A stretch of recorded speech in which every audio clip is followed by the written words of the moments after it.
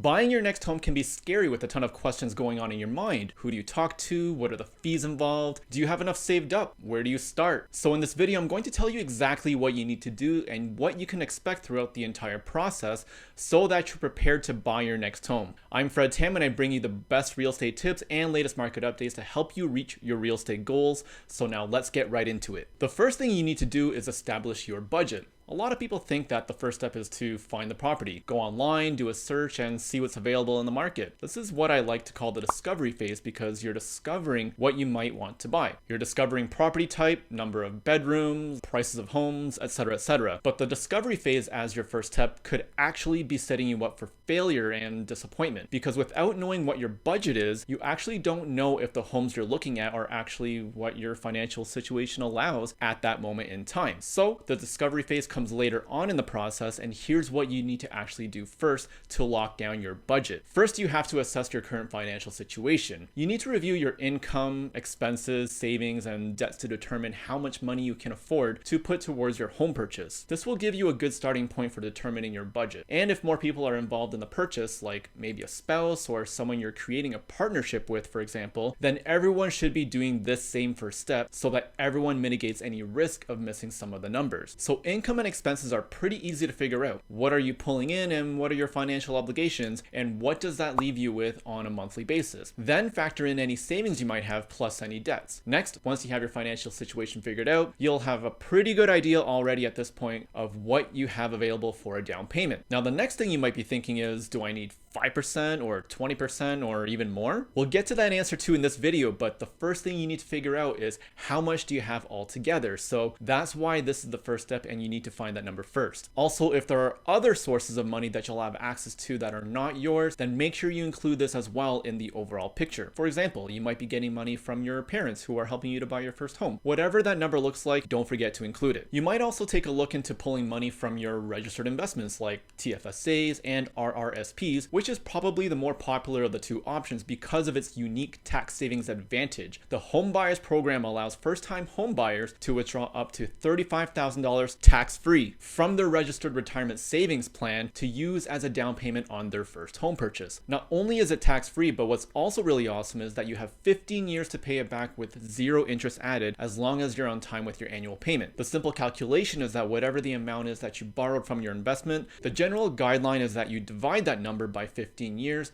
and now that number becomes your annual payment back into your RRSP. But if you're not a first-time home buyer and you already did this before, then you're out of luck on your next home purchase because you can only take advantage of this the first time you buy a home. So now add up your cash, any money that's reliably coming in from outside sources, plus any amount you can withdraw through your home buyer's plan. This is your maximum down payment available. You should also make sure that the money you plan to use for your down payment is accessible and readily available, which I'll talk more about in this video, so keep watching. Whatever this number is, write it down and keep it in mind because you're going to need this later. The amount of money you saved up for a down payment will affect the size of the loan you'll need and therefore your budget. And in general, a larger down payment will lead to a smaller loan and a lower monthly mortgage payment. Okay, so now you know how much you have for the down payment and we're ready to move on to the next step. But before we get into it, if you're gaining value from this video, subscribe to the channel and give this video a thumbs up. Now let's get back to the content. Next, when you're figuring out your budget, it's important to consider the monthly expenses that come with your home. This includes your mortgage payment and also property taxes,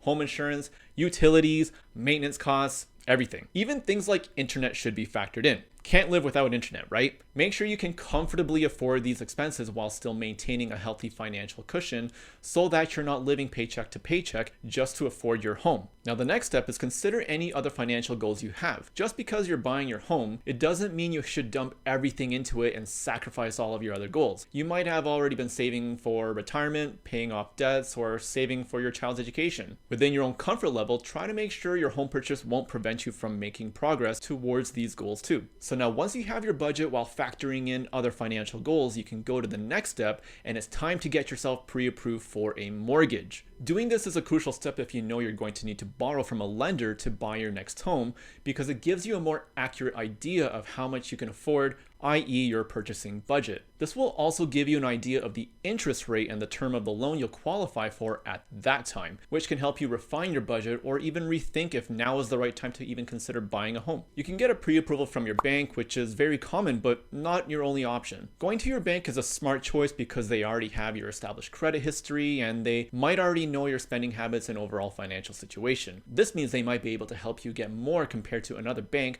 who doesn't even know who you are. The alternative option is to get in touch with a mortgage broker, and this is my preferred method of the two options when it comes to shopping for a mortgage. The first reason is that it's typically free for you to get the help from a mortgage broker. That alone should be enough reason. The second reason is that they'll have access to more options to help you find the best pre-approval amount and best mortgage rate, and having more options in this case is usually a pretty good idea. The third reason is that you save time by not having to physically go to the banks or any other financial institutions while someone does all the legwork for you. The total amount of cash you're putting together for your down payment is going to end up being a percentage of your pre-approved amount. So if you have $100,000 available and your pre-approved amount is $500,000, then your down payment is 20%. And your mortgage broker will also let you know if you're able to qualify with a lower down payment of, let's say, 10%, which changes the purchase price. So if $100,000 is 10% of the purchase price, then the purchasing budget you could be pre-approved for now jumps to as much as $1 million. And it's not as simple as it sounds because each and every one's situation is unique, so it's recommended that you speak to a mortgage professional to figure out what works for you and your financial situation. Once you've established your budget for your down payment and you've also got your pre-approved mortgage, then it's time to start house hunting. Find one that fits your budget, which is now easier to figure out since you know what parameters you're working within. But with so many options and the various intricacies involved with finding a home, this is also where you'll want to engage with a real estate agent who can help you figure out certain things like the location of your new home and the property type that matches your budget. And this is that discovery phase we were talking about at the beginning of this video. You'll learn that not every property is obviously worth the same, and it even depends on where it is. If you had one house in Toronto and put the same house in Durham region, there's going to be a difference in price just based on the city alone. And the amount of time this discovery phase takes can vary for a few reasons. When housing supply is low, it could take you longer to find the home you're looking for. And if that's the case, you could wait for the right property to hit the market, but the risk involved with that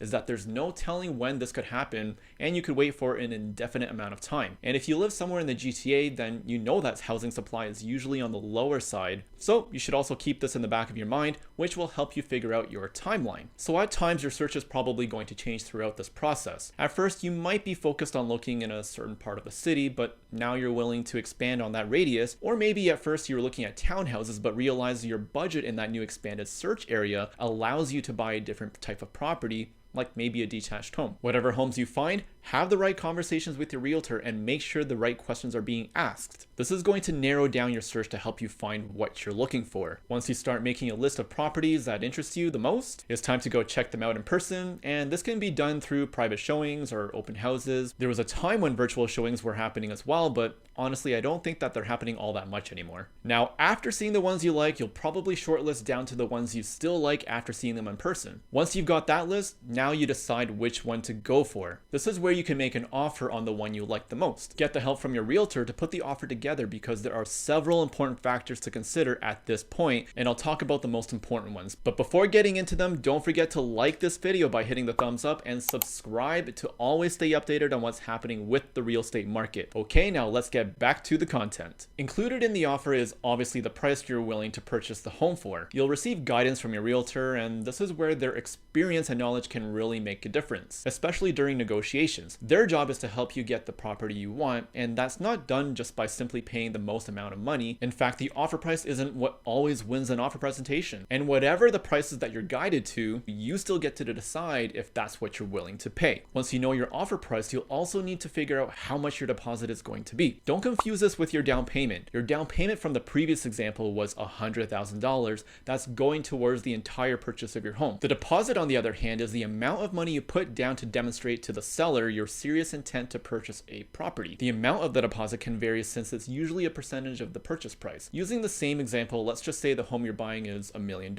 and you go with a 5% deposit, which works out to be $50,000. And now this is exactly why I said it was important in the first part of this video to make sure you have all your finances prepared and readily available, because if the seller accepts your offer, that deposit needs to be paid. And if you're suddenly scrambling to get your money together after the offer was already accepted, you could miss out on buying your home and maybe maybe even end up in a messy situation. Okay, so now in the offer, you might also put in a few conditions that protect you. You might want to bring in a qualified home inspector who can thoroughly examine the condition of the home and give you a detailed report on the home's physical structure, electrical, plumbing, existing appliances, heating and cooling systems, and overall safety. You'll get a report outlining any major concerns and recommendations for things that might need to get repaired. So what you learn from this inspection can help you make an informed decision about your purchase and can also lead into further negotiations. You could also protect yourself with a financing condition. This is necessary if you're unsure of your financial situation going into the offer, but if you did your due diligence, like we talked about at the beginning of this video, then this might not even be necessary. And ultimately, it's always up to you to decide what you want to do when it comes to offer conditions. But also remember that the less friction that there is between your offer and potentially other competing offers, you want yours to stand out so that you can get your home that you're trying to buy. Just make sure you understand the risk involved when it comes to either including or removing conditions. And if you need further explanations on this, just let me know down in the comments. Next, you're also going to include your closing date in the offer. When do you want to take possession of the property? When do you want the keys to your new home? And also consider when the seller wants to have the property sold by. Maybe they already bought something else or have other plans lined up so that they need their property sold by a specific date. Some closings are typically 30, 60, or even 90 days out. Now, let's say the seller accepts your offer and the deal goes through. That's awesome. And now the time comes to make your deposit and engage with a real estate lawyer. You might have needed one during the negotiation process depending on the details of your offer. Their primary job is to provide legal guidance and assistance when you buy your home. They could help you conduct a title search to ensure that the property you're trying to buy is legally available for sale and that there are no outstanding liens or claims against it. And depending on the intricacies of your home purchase, your lawyer will also advise you on any tax implications, including the potential tax benefits or drawbacks. Remember the first-time home buyers plan we talked about at the beginning of this video? The lawyer plays a role in making sure the funds are facilitated correctly into your home purchase. They'll also help you determine if you qualify for a land transfer tax rebate if you're a first-time home buyer. And if the property you're buying is a newly constructed home, they'll also help you by identifying if you're eligible for a rebate on the GST and HST that's payable on newly constructed or substantially renovated homes. Now, everyone that's involved, including your realtor, mortgage broker, and real estate lawyer, they're all working together as a team to make sure that your home purchase goes smoothly from the very beginning and until the very end, and often making sure that everything is still going smoothly even after you take possession, just in case any surprises come up. And on top of that, there's also communication between your team and the sellers to make sure everything stays on schedule and goes as planned. Because when that closing date comes up, that's when you'll need to make sure that the remaining balance of your down payment goes to your lender to help finalize the purchase by starting your mortgage on the right date and ensuring a smooth closing. So if you have your $100,000 down payment and you've already paid the deposit of $50,000, the remaining $50,000 needs to be readily available. And on top of this, some of your budget should be set aside for other closing costs, like that land transfer tax and other associated fees. And that's it. Once the sale is complete, you can take possession of your new home and start the process of moving in. So now you understand the process a lot more, so you're more prepared than ever. You know what steps to follow first, starting with finding out what your budget is. Then finding the right home during that discovery phase that fits your budget and needs, followed by all the steps we just talked about that lead up to your closing date. If you have any questions, just let me know down in the comments, and if you gain value from this video, give this video a thumbs up and subscribe to the channel. Watch this next video to find out what's happening in the real estate market this year. Thanks for watching, and I'll see you guys in the next one.